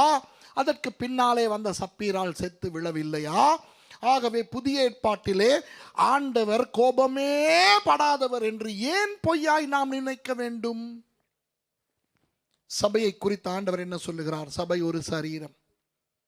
பவுலடியார் மூலம் நமக்கு சொல்லுகிறார், ஒரு அங்கம் பாதிக்கப்பட்டாலும் முழு சரீரமும் வேதனைப்படும். அப்படித்தானே? ஆகவே நாம் இன்றைக்கு கவனமாய் இருக்க வேண்டும். நான் முடிக்கும் பொழுது ஒன்றை சொல்லுகிறேன். நாம் பாவம் செய்யும் பொழுது அது நம்முடைய மனைவிக்கு தெரியாது, கணவனுக்கு தெரியாது, மகளுக்கு தெரியாது, அப்பாவுக்கு தெரியாது என்று நாம் சொல்லுகிறோம். ஆனால் நாம் ஒரு சபையை சேர்ந்தவர்களாய் இருந்து மற்றவர்களுக்கு தெரியாமல் ரகசிய பாவங்களை நாம் வைத்திருந்தால் அது நமது சபையையும் பாதிக்கும், நமது குடும்பத்தையும் பாதிக்கும். இதை குறித்த ஒரு பயம் நமக்கு இருக்க வேண்டும். இதோடு நான் முடிக்கிறேன். கர்த்தருக்கு பயப்படுகிற பயத்தோடு இந்த யோசுவா பாடத்தை நான் முடிக்கிறேன். இன்றைக்கு நாம் கிருபையின் காலத்திலே வாழுகிறோம் என்பது உண்மை. ஆனால் கிருபையை நாம் துச்சமாய் எண்ணக்கூடாது. ஒரு சிலர் மிஞ்சிய கிருபையை பற்றி பேசுகிறவர்கள் தேவன் இந்த காலத்திலே யாருடைய பாவத்தையும் கண்டு கொள்வதில்லை போல நடந்து கொள்ளுகிறார்கள். அது பிழை. நமது பரிசுத்தம் சபையை பாதிக்கும். நமது பரிசுத்தம் நமது குடும்பத்தை பாதிக்கும். ஆகவே நாம் அந்தரங்கமாய் பாவங்களிலே ஈடுபடும் பொழுது, இன்டர்நெட் பாவம், ரகசிய பாவம், வேலை செய்யும் இடத்துல செய்கிற பாவம், மற்றவர்களுக்கு தெரியாமல் போனிலே பண்ணுகிற அநியாயங்கள், இந்த அசுத்தங்கள் மற்றவர்களுக்கு தெரியாமல் இருக்கலாம். விசேஷமாக வாலிப பிள்ளைகள், வாலிப தம்பிமார், தங்கைமார், மகள்மார், மகன்மார், குறிப்பாக சொல்லுகிறேன், சில நேரம் இன்றைக்கு துணிகரமான பாவங்களிலே நாம் ஈடுபடும் பொழுது அது யாரையும் பாதிக்காது. ஓ, என் வாழ்க்கை அல்லவா, நான் பார்த்து கொள்ளுகிறேன். இன்றைக்கு வாலிபர்களுடைய பேச்சு. அப்படி பிரச்சனை வந்தால் எனக்கு தானே வரட்டும், நான் பார்த்து கொள்ளுகிறேன். இல்லை, நம்முடைய ஆவிக்குரிய நிலைமை நமது குடும்பத்தை பாதிக்கும், நமது சபையை பாதிக்கும். ஆகவே நாம் தவறு செய்து தெரிந்து துணிந்து ஆகானை போல வாழ்ந்தோமானால் அது முழு சபையையும் பாதிக்கும். அநேக சபைகள் தேவையில்லாமல் ஆசீர்வாத குறைச்சலுக்குள்ளே இருப்பதற்கு காரணம் ஒரு சில ஆகான்களுடைய நடத்தை. அங்கு என்ன நடந்தது? ஆகானையும் அவனுடைய குடும்பத்தையும் கொண்டு வந்து கல்லெறிந்து கொன்றார்கள். இன்று அப்படி செய்ய தேவையில்லை. ஆனால் நமது வாழ்க்கையிலே நாம் பரிசுத்தமாய் வாழ வேண்டும் என்ற அந்த எச்சரிப்போடு இந்த யோசுவா பாடத்தை நான் முடிக்கிறேன். கர்த்தர் உங்களை தொடர்ந்து ஆசீர்வதிப்பாராக. இந்த பாடங்கள் ஆசீர்வாதமாய் அமைந்ததா?